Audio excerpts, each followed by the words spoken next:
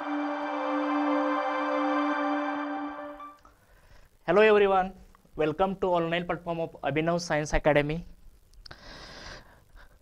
Previous लेक्चरला आपण बघितलं होतं Kepler's law of planetary motions. Okay, ह्या लेक्चरमध्ये बघणार आहोत आपण न्यूटन्स लॉ ऑफ ग्रॅव्हिटेशन.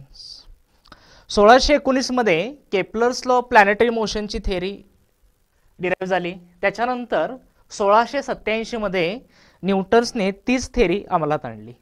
त्यालाच आपण म्हणतो न्यूटन्स लॉ ऑफ ग्रॅव्हिटेशन. ती ग्रॅव्हिटेशन विषयी थेअरी होती. Okay, yes. सो न्यूटन्सने काय सांगितलेलं आहे ग्रॅव्हिटेशन विषयी ते आपल्याला बघायचं आहे.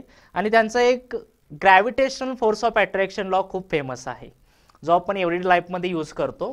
आपल्याला आज बघायचं आहे. So Newton's law of gravitation. Okay, yes. So Newton's law of gravitation म्हणजे काय, तर कोणत्याही दोन बॉडीज मधला जर आपल्याला ग्रॅव्हिटेशनल जर फोर्स फाइंड करायचा असेल तर आपण यूज करतो Newton's law of gravitation. Okay, yes. Suppose आपल्याकडे दोन बॉडीज आहेत किंवा दोन ऑब्जेक्ट आहेत असं कन्सिडर करा. त्याचे दोन मासेस आहेत. मी डिफरंट मासेस घेतो, m1 अँड m2. आणि ह्या दोन बॉडी मधलं जे डिस्टन्स आहे त्याला आपण मानूया r एवढा. सो न्यूटन्सने काय सांगितलेले आहे, तर ह्या युनिवर्स मध्ये प्रेझेंट असणारी एव्हरी पार्टिकल्स और every body attracts with every other particle और every other bodies. Okay, yes. So काय अट्रॅक्ट होतात, कारण त्या दोन्ही बॉडीज मध्ये काहीतरी ग्रॅव्हिटेशनल फोर्स ऑफ अट्रॅक्शन असतो. ओके, आपण इथं कन्सिडर केलेलं आहे दोन बॉडीज, एकाचं मास आहे m1, दुसऱ्याचं मास आहे m2. Okay, yes. आणि ह्या दोन मास मधला आपण डिस्टन्स घेतलेला आहे स्मॉल r एवढं. न्यूटन्सने काय सांगितलेलं आहे, तर ह्या दोन बॉडीज मधला ग्रॅव्हिटेशनल फोर्स ऑफ अट्रॅक्शन, त्याला आपण F ने डिनोट करतो, तर तो कुणाशी रिलेटेड आहे किंवा कुणावरती डिपेंड आहे, तर त्या दोन्ही बॉडीच्या मासेसवरती. सपोज दोन बॉडीचे जर मासेस जर वाढले तर त्या दोन बॉडी मधला ग्रॅव्हिटेशनल फोर्स ऑफ अट्रॅक्शन वाढतो. मग न्यूटन्सने काय सांगितलेलं आहे, the force between these two masses is directly proportional to product of their masses. त्या दोन मासचा आपण प्रोडक्ट घेतो, डायरेक्टली प्रपोर्शनल.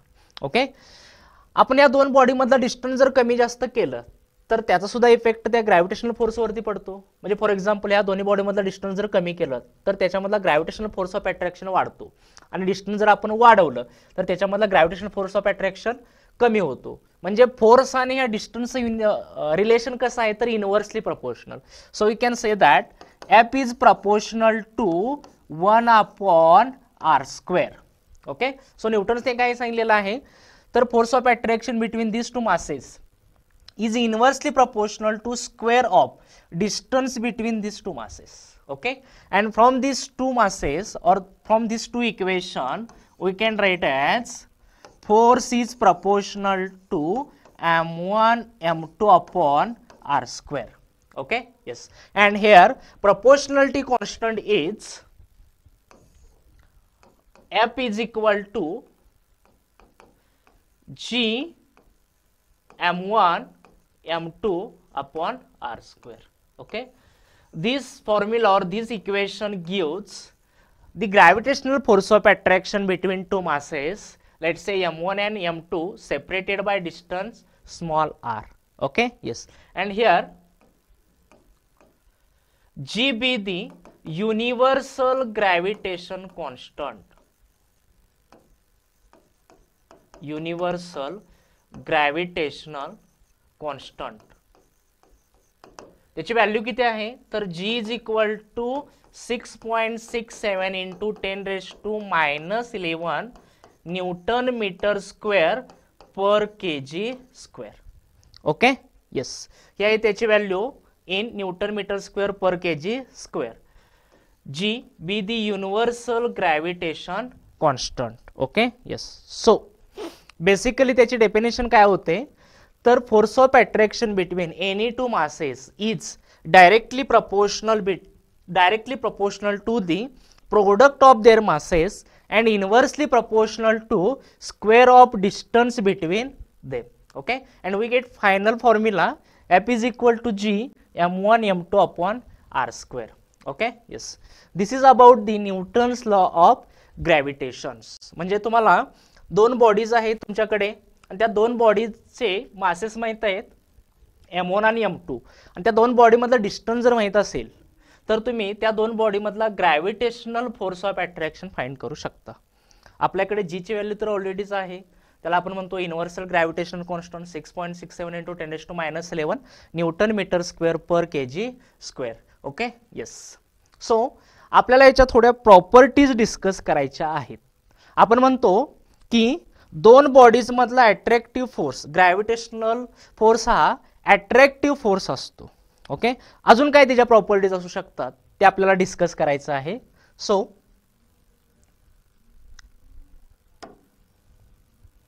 आपल्याला डिस्कस करायचे आहे त्याच्या प्रॉपर्टीज काय काय असतील.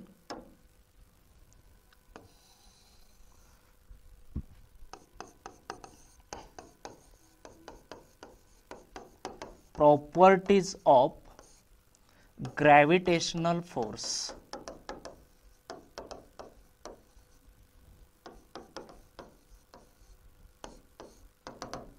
ओके, त्याच्यामध्ये first one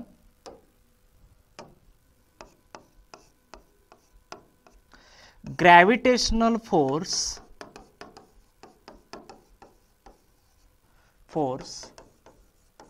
is attractive in nature only. Attractive in nature only. म्हणजे दोन मासेस मधला ग्रॅव्हिटेशनल फोर्स हा फक्त अट्रॅक्टिव्ह नेचर रिप्रेझेंट करतो, रिपल्सिव्ह नेचर रिप्रेझेंट करत नाही.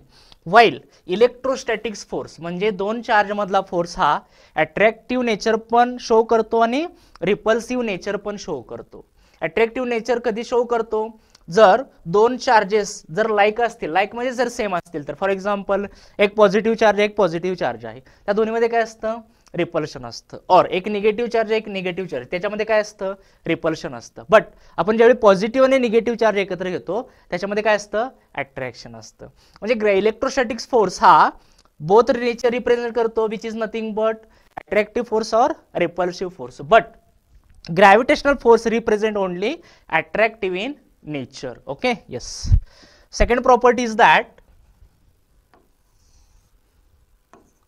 it is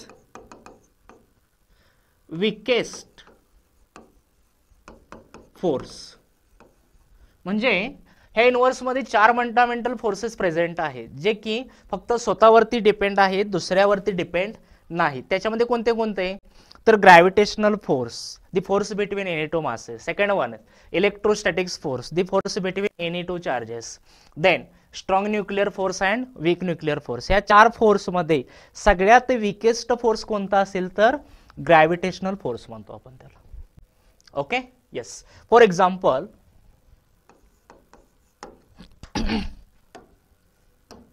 आपण जर दोन मासेस घेतले, लेट्स से एक बॉडी आहे त्याचं मास आहे M1 is equal to 1 kg आणि एक दुसरी बॉडी आहे त्याचं मास जर आपण घेतलं M2 is equal to 1 kg.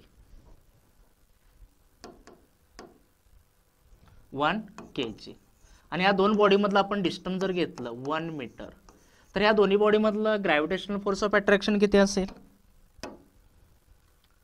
F is equal to G M1 M2 upon R square. That is F is equal to G 6.67 into 10⁻⁻11 into M1 किती आहे 1, M2 किती आहे 1 डिवाइडेड बाय दोन्ही मधलं डिस्टन्स किती आहे 1 चा square, that is equal to 1. So we get the gravitational force between these two masses 6.67 into 10⁻11 newton metre square. Sorry, gravitational force only Newton.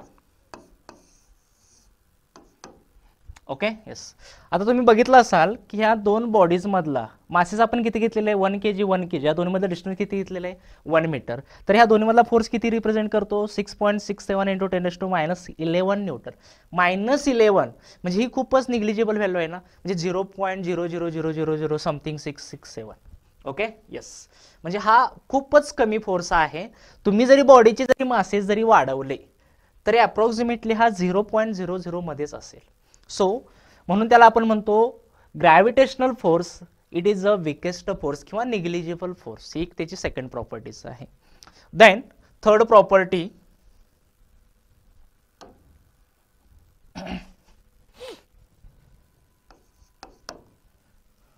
it is non-contact force. It is non-contact force. म्हणजे दोन body मधला gravitational force हा non contact असू शकतो. म्हणजेच काय की दोन बॉडी एकमेकाच्या जवळ येण्याची काही गरज नाही, त्या लांब असतील तरी सुद्धा त्याच्यामधला ग्रॅव्हिटेशनल फोर्स ऑफ अट्रॅक्शन असतो. ऍक्च्युली हा फोर्स निग्लिजिबल असल्यामुळं डिरेक्टली कोणत्याही बॉडी एकमेकाकडे अट्रॅक्ट होत नाहीत. ओके, बट त्याचं नेचर हे अट्रॅक्टिव्ह असतं. So it may be in non contact. Okay, third properties, it is central force. हा कसा फोर्स आहे? सेंट्रल. करे म्हणजे दोन बॉडीचं ग्रॅव्हिटेशनल अट्रॅक्शन नेहमी कुठं असतं? सेंटरकडे असतं. सो त्याला आपण म्हणतो it is central force. Then next properties, fifth one, it is independent on medium. म्हणजे तुम्ही जर दोन बॉडीज घेतला 1 kg 1 kg आणि या दोन्ही मधला डिस्टन्स जर घेतला 1 मीटर, ह्या दोन बॉडीज इनिशियल आहेत एअरमध्ये, तर ह्या दोन्ही मधला फोर्स किती असतो? तर 6.67 इंटू 10⁻11 न्यूटन. मग अशा आपण बघितलं होतं. ह्या दोन बॉडी जर आपण एखाद्या मीडियम मध्ये घेऊन गेलो, फॉर एक्झाम्पल ह्या दोन बॉडी जर आपण वॉटरमध्ये जर घेऊन गेलो, same body same distance 1 kg 1 kg 1 kg, distance आहे 1 मीटर, तर ह्या दोन्ही बॉडी मधला ग्रॅव्हिटेशनल फोर्स ऑफ अट्रॅक्शन किती असणार आहे? तर सेमच असणार आहे, which is nothing but this one. म्हणजे तुम्ही ह्या दोन बॉडीज सेम मासच्या सेम डिस्टन्सच्या डिफरंट मीडियम मधून जरी पास केल्या तरी त्या दोन्ही बॉडी मधला ग्रॅव्हिटेशनल फोर्स हा नेहमी सेम असतो, याच्यामध्ये कुठल्याही प्रकारचा बदल होत नाही. Okay, and last one property is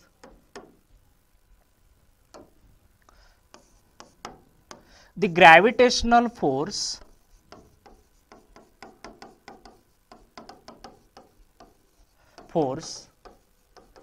between any two masses is independent on other presence or absence of मास. म्हणजे दोन बॉडीज मधला ग्रॅव्हिटेशनल फोर्स हा तिसऱ्या बॉडीच्या असण्यावरती किंवा नसण्यावरती डिपेंड नाही, doesn't matter. Okay, yes. So gravitational force हा फक्त आपण दोन बॉडीज मधलाच फाइंड करू शकतो. ओके, मग एखाद्या सिस्टीम मध्ये नंबर ऑफ जर मासेस असतील, मग त्याच्यामधला ग्रॅव्हिटेशनल फोर्स ऑफ अट्रॅक्शन कसं फाइंड करायचं हे आपण नेक्स्ट पॉइंट मध्ये बघणार आहोत. बिफोर दॅट, ग्रॅव्हिटेशनल फोर्स जो आपण न्यूटन्स लॉने रिप्रेझेंट केला होता त्याचा एक वेक्टर फॉर्म मध्ये आपल्याला बघायचं आहे. ऍक्च्युली फोर्स ही एक वेक्टर क्वांटिटी आहे. सो कोणताही फोर्स असू दे, ग्रॅव्हिटेशनल फोर्स असू दे, इलेक्ट्रोस्टॅटिक्स फोर्स असू दे, हा वेक्टरच असणार आहे. सो त्याचा एक फॉर्म आहे, त्याला आपण म्हणतो vector form of Newton's law of gravitation. Okay, yes. So ह्याच्यासाठी आपल्याला बघावं लागतं दोन बॉडीज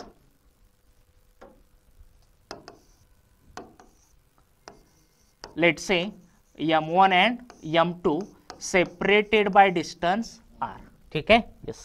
मग ह्या दोन बॉडीज कुठे आहेत ह्या रिप्रेझेंट करण्यासाठी आपल्याला काहीतरी फ्रेम घ्यावी लागते. आता फ्रेम म्हणजे काय? एखादा पॉइंट आपल्याला किंवा एखादी बॉडी रिप्रेझेंट करायची आहे फ्रॉम ओरिजिन पासून. मला एक पॉइंट तिथला रिप्रेझेंट करायचा आहे ओरिजिन पासून. आपण काय करतो तर with respect to coordinate system त्याला आपण काय करतो की त्याची पोझिशन फाइंड करू शकतो, त्यालाच आपण फ्रेम म्हणतो. सो ह्या दोन बॉडीज कुठं प्रेझेंट आहेत ह्याची पोझिशन फाइंड करण्यासाठी आपल्याला कोऑर्डिनेट सिस्टीम घ्यावी लागते, त्यालाच आपण फ्रेम म्हणतो, एक्स अँड वाय. आता हे जे मास आहे ते ओरिजिन पासून किती डिस्टन्स वरती आहे, तर त्याला आपण रिप्रेझेंट करतो पोझिशन वेक्टर, मी त्याला म्हणतो r1 बार. सेकंड मास ओरिजिन पासून किती डिस्टन्स वरती आहे त्याला मी रिप्रेझेंट करतो पोझिशन वेक्टर r2 बार. ओके, आणि या दोन्ही मधला डिस्टन्स मी रिप्रेझेंट करतो r12. Okay, yes.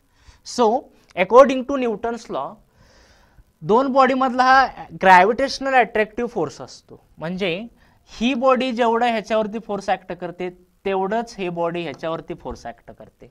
Okay, yes. So by Newton's law of gravitation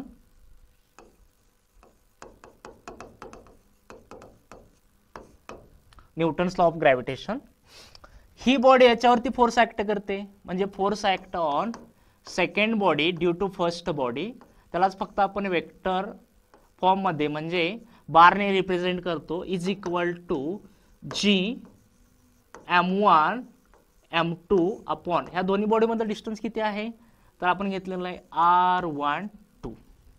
okay, yes. And इथं आपण युनिट वेक्टर रिप्रेझेंट करतो first second to the first r21 cap. Okay, similarly ही बॉडी सुद्धा ह्याच्यावरती तेवढाच फोर्स ऍक्ट करत असणार आहे. So this can be written as force act on first body due to second body is equal to G m1 m2 upon r12 into r12 cap. ह्या पद्धतीने जे आपण त्याचा फॉर्म्युला लिहितो त्याला आपण म्हणतो vector form of Newton's law of gravitation. ह्याच्यामध्ये काही चेंजेस झालेला दिसतो का तुम्हाला? नाही, फक्त हे युनिट वेक्टर काय झालेले आहेत, डिरेक्शन दाखवत आहेत त्याची, एवढाच फरक आहे. म्हणजे त्याची मॅग्निट्यूड जर सेम असेल, ही जर RHS जर सेम असेल तर LHS पण सेम असणार आहे. From above equation we can write as force act on second body due to first body is equal to force act on first body due to second body. फक्त त्याची direction काय असते, opposite असते, म्हणून आपण इथं निगेटिव्ह साइन रिप्रेझेंट करतो. Okay, yes. And this equation can also be written as F21 bar is equal to G m1 m2 upon r12, sorry इथं स्क्वेअर लिहायचं राहिला, ठीक आहे, yes, r12 cube into r21 bar. Okay, और this can be written as r12 bar is equal to G m1 m2 upon r12 cube into r12 cap. Okay, sorry bar देतो आपण तिथे.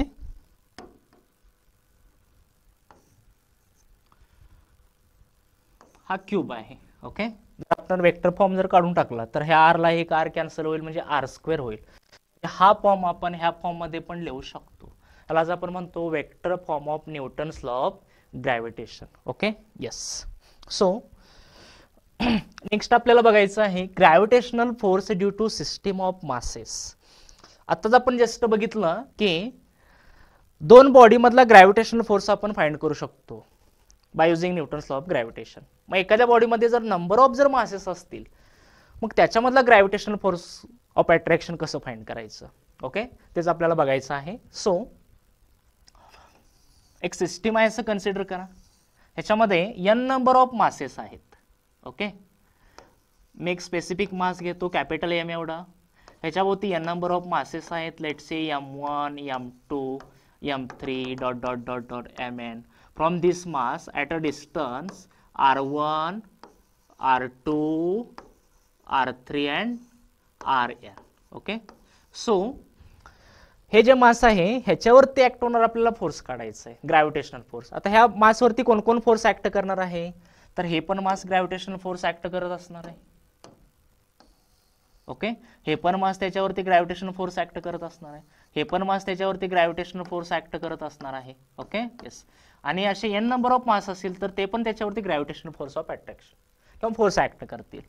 So पहिलं मास याच्यावरती ग्रॅव्हिटेशनल फोर्स ऍक्ट करेल, मी त्याला F1 म्हणतो, second mass F2, third mass F3 and up to on F hat. Okay. So फक्त आपल्याला रूल काय माहित आहे की दोन मास मधला ग्रॅव्हिटेशनल फोर्स हा तिसऱ्या मास वरती डिपेंड नाहीये. ओके. सो आपल्याला काय करावं लागेल की दोन दोन मास मधला इंडिव्हिज्युअल फोर्स फाइंड करावा लागेल आणि त्याची सगळ्याची ऍडिशन करून आपल्याला फाइंड करावं लागेल की त्या बॉडीवरती नेट फोर्स किती ऍक्ट होतो. नेट फोर्स म्हणजे टोटल फोर्स किती ऍक्ट होतो. ओके. येस. फॉर एक्झाम्पल आपण इथे एक सिस्टीम घेतलेली आहे, त्याच्यामध्ये n number of masses present आहेत from the specific mass capital M at a distance r1, r2, r3 dot dot dot rn. Okay. So हे मास याच्यावरती फोर्स ऍक्ट करेल, त्याला आपण F1 म्हटलेला आहे. तो F1 फोर्स किती असेल तर F1 is equal to G product of their masses. इथं मास किती आहे M1 आणि इथं M. So M into M1 divided by दोन्ही मधलं डिस्टन्स किती आहे R1 square. It's equation first. Similarly हे पण मास याच्यावरती फोर्स ऍक्ट करत असेल, so gravitational force between this two masses मी F2 म्हणतो is equal to G M2 upon R2 square. Let's equation 2. Similarly F3 is equal to G M3 divided by R3 square. Let's equation 4. आपल्याला असे n number of जर masses असतील आपल्याकडे तर n number of masses मुळे act होणारा त्या बॉडीवरती किंवा त्या मासवरती force Fn is equal to G Mn और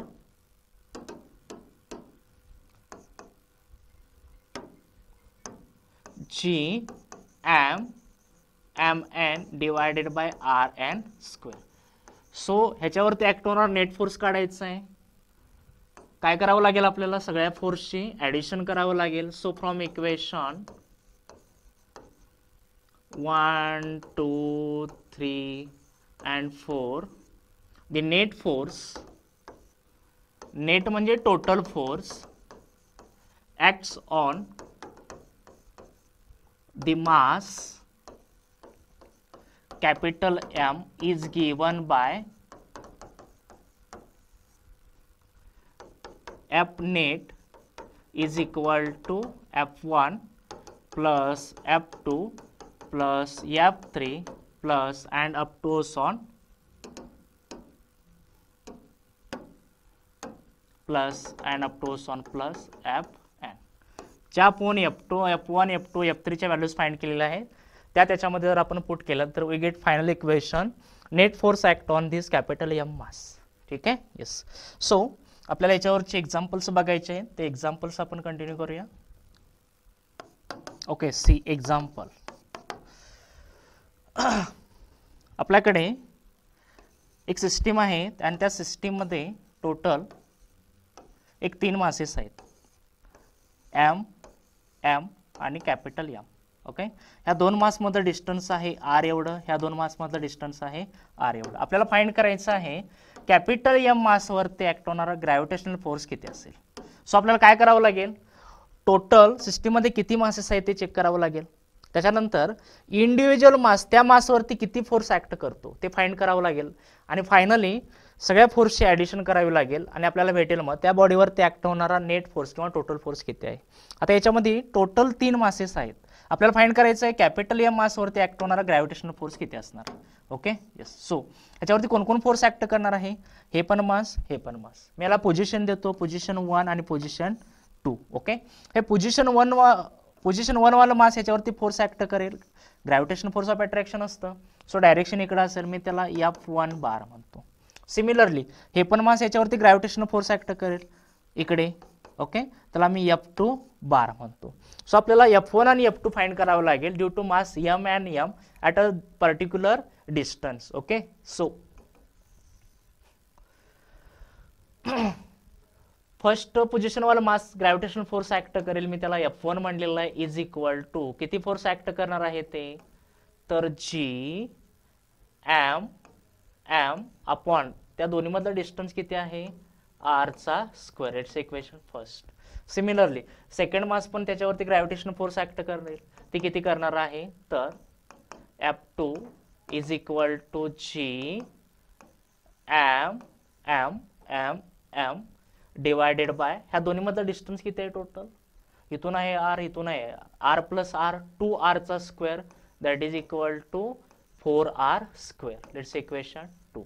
आपल्याला फाइंड करायचं आहे की त्या कॅपिटल एम मासवरती टोटल किती फोर्स ऍक्ट करेल. So net force F net is equal to addition of F1 plus F2 bar. F1 आहे आपल्याकडे G m divided by r square plus second F2 आहे G m upon 4r square. Okay, याच्यामधून आपण काय common घेऊ शकतो, तर m upon R square जर कॉमन घेतलं तर remaining terms 1 plus 1/4 that is equal to 5/4 m upon R square. Okay, म्हणजे कॅपिटल एम मास वरती ऍक्ट होणारा नेट फोर्स आपल्याला किती भेटला, तर 5/4 m upon R square. Okay, yes. असे एखाद्या सिस्टीम मधले n नंबर ऑफ मासेस जर दिले असतील तर तुम्हाला डिरेक्टली त्याचा ग्रॅव्हिटेशनल फोर्स फाइंड करू शकता. ओके, फक्त याच्यामध्ये काय कन्सिडर करायचं किंवा काय लक्षात ठेवायचं, तर स्ट्रेट लाईन वरचे जर फोर्स असतील तर जे पॉझिटिव्ह एक्स डायरेक्शनला आहेत त्यांना पॉझिटिव्ह घ्यायचं, आणि जर निगेटिव्ह एक्स एक्सिस वरती असतील तर त्यांना निगेटिव्ह घ्यायचं. ओके, फॉर एक्झाम्पल अजून एक आपण एक्झाम्पल बघू याच्यावरती.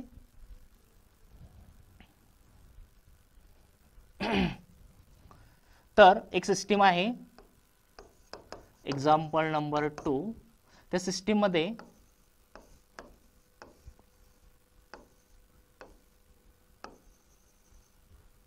एक 3 मासेस आहेत. एक तर आहे कॅपिटल एम, त्याच्यानंतर स्मॉल एम आणि 2m. ओके, ह्या 2 मास मध्ये डिस्टन्स दिलेलं आहे r एवढं, ह्या 2 मास मध्ये डिस्टन्स दिलेलं आहे r एवढं. तर आपल्याला काय फाइंड करायचं आहे, तर कॅपिटल एम मास वरती ऍक्ट होणारा ग्रॅव्हिटेशनल फोर्स किती असेल. तर ह्या कॅपिटल एम वरती कोण कोण मास ऍक्ट करणार आहे फोर्स, तर हे वाला मास ह्याच्यावरती फोर्स ऍक्ट करेल, मी पोझिशन 1 म्हणतो, तसंच ह्या मासची पोझिशन 2 म्हणतो. ओके, हा मास पण याच्यावरती इकडे फोर्स ऍक्ट करेल, हे मास याच्यावरती फोर्स ऍक्ट करेल 1 पोझिशन म्हणून मी त्याला F1 म्हणतो, आणि हे मास पण याच्यावरती पोझिशन फोर्स ऍक्ट करेल, त्या फोर्सला म्हणतो मी F2 बार. ओके, सो आपल्याला काय करायचं आहे की फोर्स फाइंड करून त्याची टोटली डायरेक्टली ऍड करायचं आहे. फक्त साइन लक्षात ठेवायचं आहे, प्लस कुठला आणि मायनस कुठला. ओके, पॉझिटिव्ह एक्स एक्सिस वरती असेल तर प्लस, निगेटिव्ह एक्स एक्सिस वरती असेल तर मायनस. ठीक आहे, सो हे मास याच्यावरती ग्रॅव्हिटेशनल फोर्स ऍक्ट करेल, किती करेल, तर त्याला आपण F1 म्हणलेलं आहे. F1 is equal to G m upon R square. Question number first, हे मास पण याच्यावरती ग्रॅव्हिटेशनल फोर्स ऍक्ट करेल, किती करणार आहे ते, F2 bar is equal to G m 2m divided by ह्या दोन्ही मधला डिस्टन्स किती आहे आर स्क्वेअर. Let's equation 2. जो F1 फोर्स आहे तो पॉझिटिव्ह आहे, F2 फोर्स आहे तो निगेटिव्ह आहे. आपल्याला नेट फोर्स फाइंड करायचा आहे, जो कॅपिटल एम वरती ऍक्ट होतो be the addition of F1 bar plus F2 bar. Okay, F1 किती आहे, तर m upon R square plus F2 किती आहे, minus m 2m upon R square. आपण काय कॉमन घेऊ शकतो, तर m अपॉन आर स्क्वेअर जर कॉमन घेतलं, remaining terms will be 1 minus 2 that is equal to minus m upon R square. This is the final equation of net force act on this capital M mass. Okay, त्याच्यानंतर अजून एक example घेऊ आपण.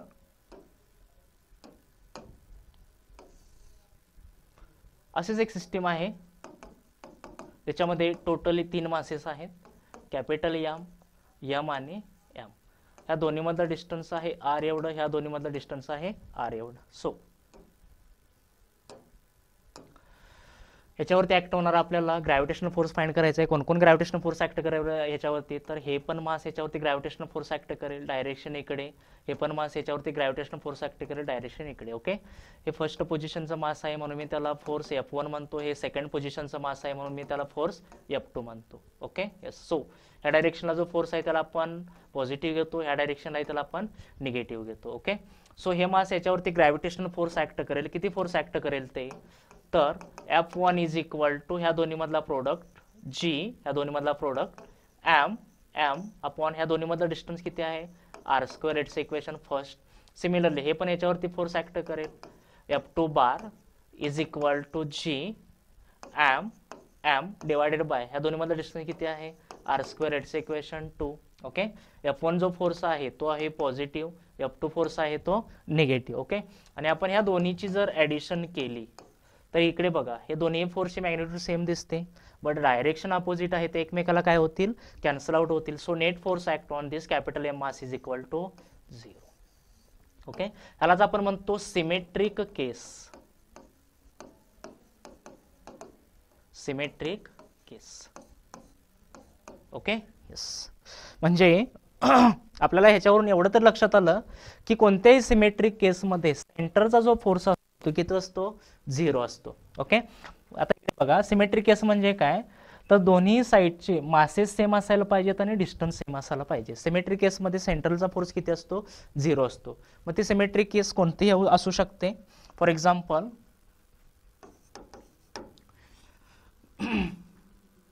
अजून जर आपण इथे मासेस घेतले,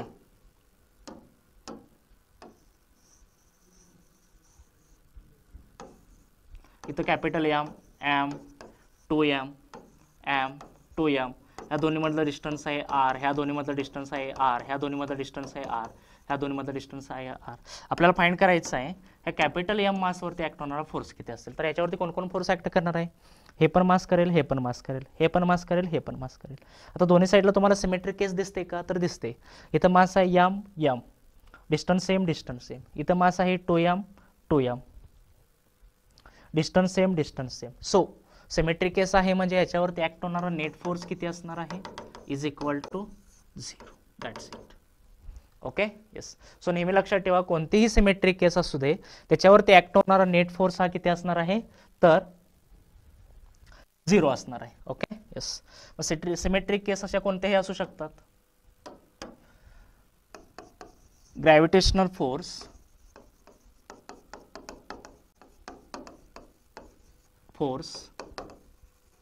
due to symmetric case.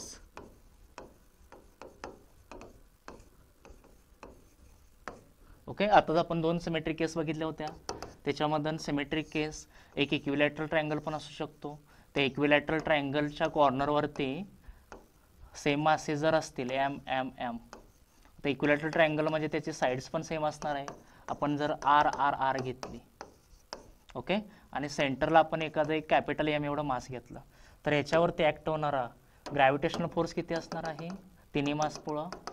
तर डिस्टन्स सेम, मास पण सेम.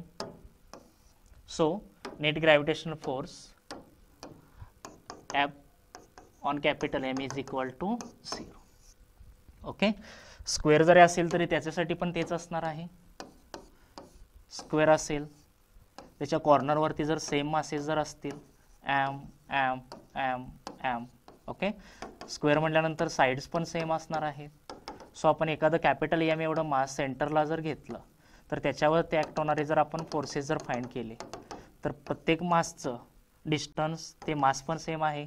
सो सेंटरवरती ऍक्ट होणारा gravitational force is equal to किती असणार आहे, 0.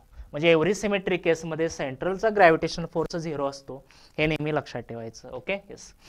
मग आता सिमेट्रिक केस जर नसेल तर एखाद्या पॉइंटवरती ऍक्ट होणारा ग्रॅव्हिटेशनल फोर्स किती असू शकतो. सपोज आपल्याकडे एक सिस्टीम आहे,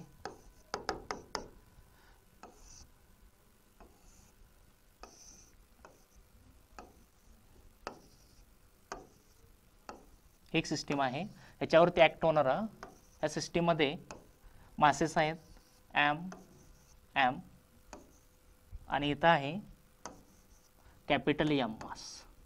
ओके. आपल्याला काय फाइंड करायचं आहे, तर ह्या कॅपिटल M मासवरती ऍक्ट होणारा फोर्स, अदर मासेस M आणि M ठेवलेले आहेत on vertices of equilateral triangle. आता इक्विलॅटरल ट्रायंगल म्हटलं की साइड सेम आल्या, R एवढ्या घेतो आपण. ठीक आहे. आपल्याला काय फाइंड करायचं आहे, तर ह्या कॅपिटल M मासवरती ऍक्ट होणारा ग्रॅव्हिटेशनल फोर्स, याच्यावरती कोण कोण मास ग्रॅव्हिटेशनल फोर्स ऍक्ट करणार आहे, तर दिस वाला मास पोझिशन 1, हे पण मास पोझिशन 2. सो हे मास ह्याच्यावरती ग्रॅव्हिटेशन फोर्स ऍक्ट करेल. डायरेक्शन कुठं असणार आहे F1 वरती ना, मी त्याला F1 म्हणतो. सेकंड मास ह्याच्यावरती ग्रॅव्हिटेशन फोर्स ऍक्ट करेल. डायरेक्शन कुठं असणार आहे इकडे, मी त्याला F2 म्हणतो. Okay yes. एक वेक्टर फोर्स इकडे आहे, दुसरा वेक्टर फोर्स इकडे आहे. ओके सो आपण डिरेक्टली ऍड करू शकतो का, नाही. तर त्याच्यासाठी आपल्याला यूज करावं लागतं parallelogram law of vector additions. Okay त्याच्यामध्ये दोन वेक्टर्स जर डिफरंट डायरेक्शनला जर असतील, when it is originated from same point by making angle theta, तर त्याचा रिझल्टंट वेक्टर काय असतो, तर रिझल्टंट वेक्टर म्हणजे addition of this two vector by making angle theta, त्याला आपण नेट वेक्टर किंवा नेट फोर्स म्हणतो, is equal to square root of F1 square plus F2 square plus 2F1 F2 cos of theta. Okay आपल्याला F1 माहीत पाहिजे, F2 माहीत पाहिजे आणि त्या दोन्हीमधला अँगल माहीत पाहिजे. आता हा इक्विलॅटरल अँगल आहे, म्हणजे हा अँगल किती असणार आहे 60, हा अँगल 60, हा अँगल 60, हा थीटा पण किती असणार आहे 60. सो आपल्याला थीटा भेटला 60 डिग्री. F1 काढावं लागेल, F2 काढावं लागेल. सो हे मास ह्याच्यावरती फोर्स ग्रॅव्हिटेशनल फोर्स ऍक्ट करेल. किती करणार आहे, तर ह्या दोन मासेस माहीत आहेत, त्या दोन मासमधलं डिस्टन्स माहीत आहे, आपण ग्रॅव्हिटेशनल फोर्स फाइंड करू शकतो from figure. F1 is equal to G product of their masses M, आणि या दोन्हीमधलं डिस्टन्स किती आहे, तर आर स्क्वेअर. ओके तसंच हे मास पण याच्यावरती फोर्स ऍक्ट करेल, त्याला आपण F2 म्हणलेलं आहे. F2 is equal to G M M upon R square, आणि अँगल थीटा तर गिवन आहे, theta equal to 60 degree. So आपल्याला नेट फोर्स फाइंड करायचा आहे. From this equation we can write as net force act on this capital M mass square root of F1 किती आहे, तर G M M upon R square bracket square plus F2 किती आहे, G M M upon R square bracket square plus 2 F1 F2 ह्या दोन्हीचं जर product घेतलं तर सेमच आहेत ना. So we can write as G M M upon R square bracket square into cos of 60. Cos 60 is nothing but 1/2. Okay, so this equation can be written as F net is equal to square root of same quantity आहे, addition आहे, so we can write as 2 times. इथं पण आहे, म्हणजे याच्यामधून आपण common काय घेऊ शकतो, तर GM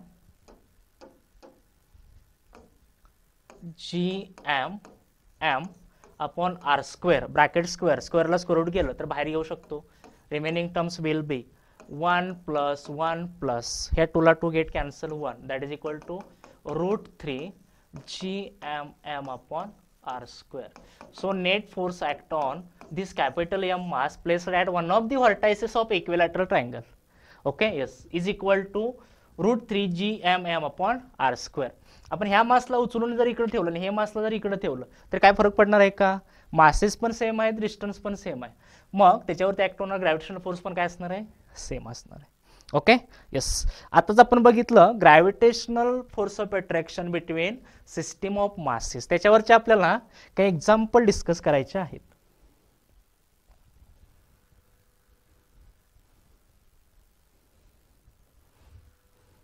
okay yes this is first example.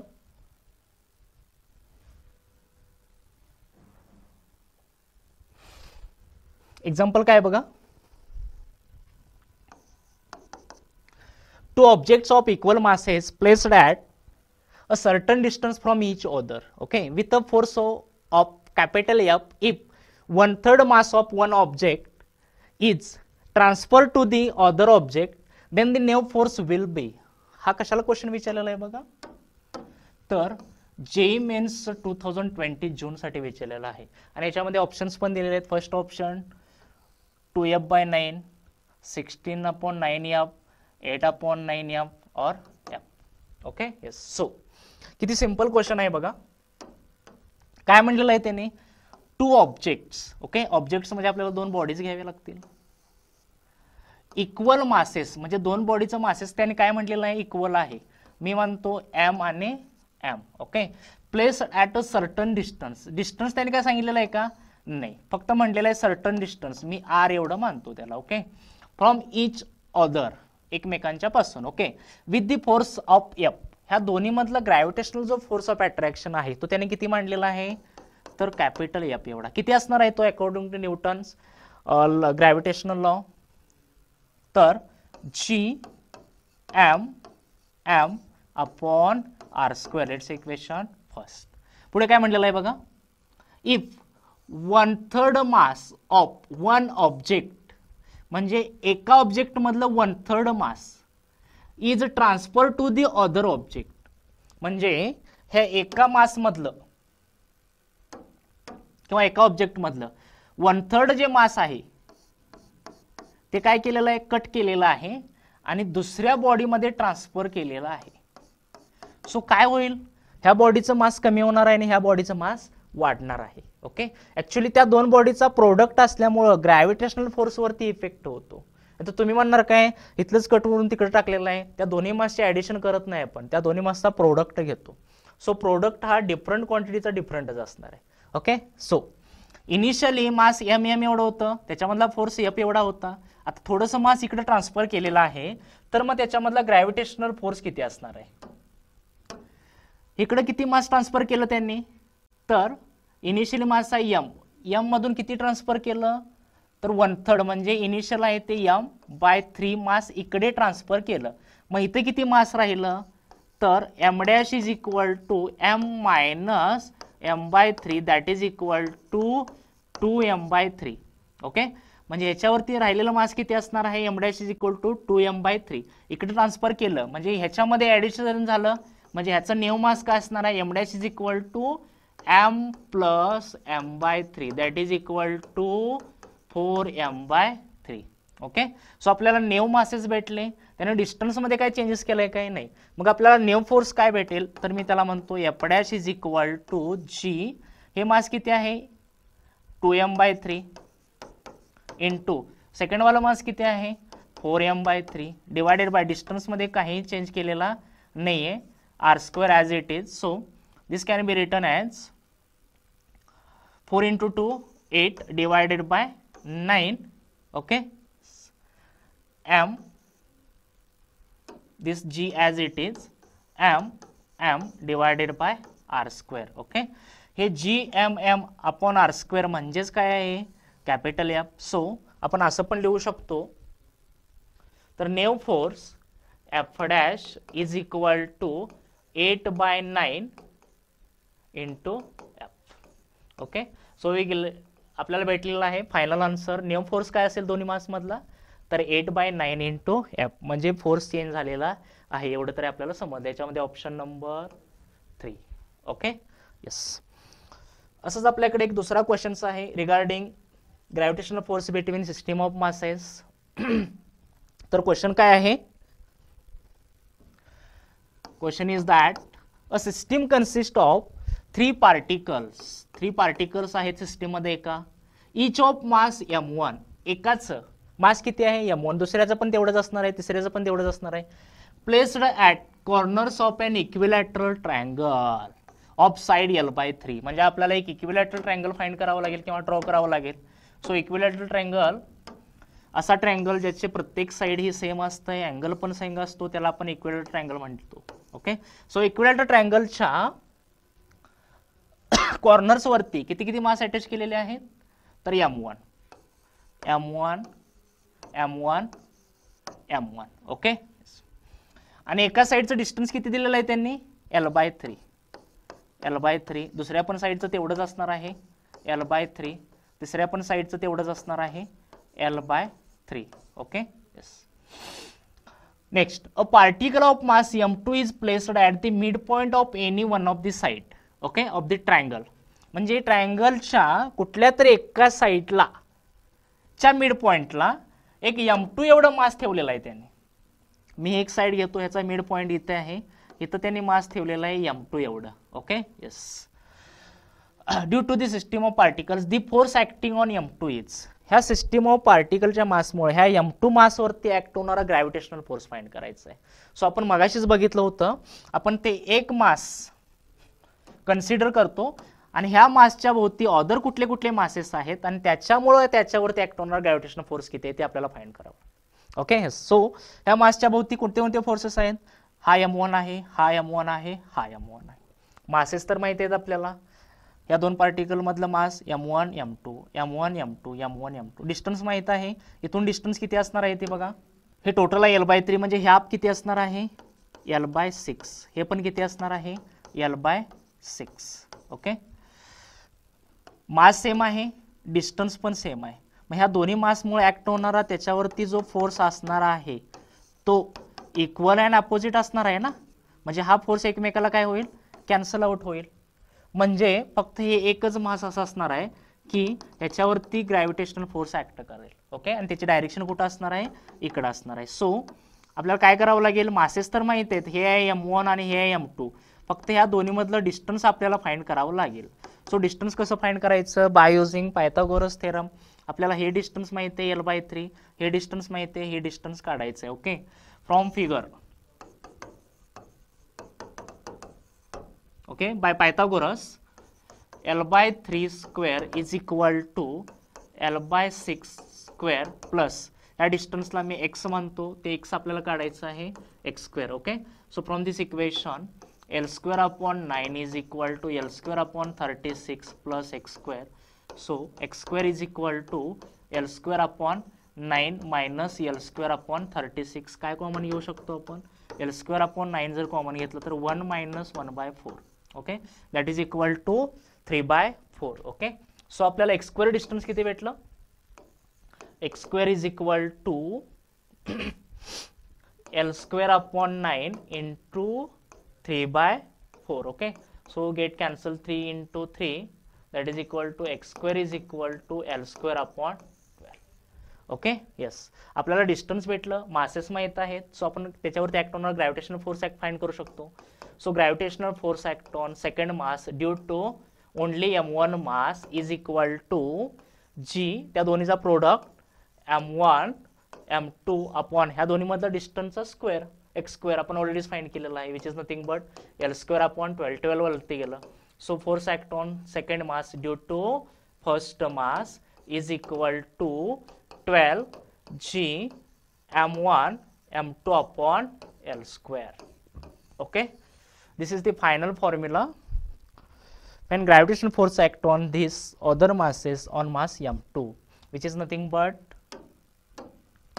12 G M1 M2 upon L square. Okay, आणि हा क्वेश्चन विचारला होता MHCVT प्रिव्हियस इयरला 2023. ओके, येस, आय होप की तुम्हाला सर्व काही समजलं असेल. जर काही अडचण असेल, काहीतरी डाऊट असेल तर तुम्ही प्लीज कमेंट करू शकता. Okay, yes, that's it, thank you.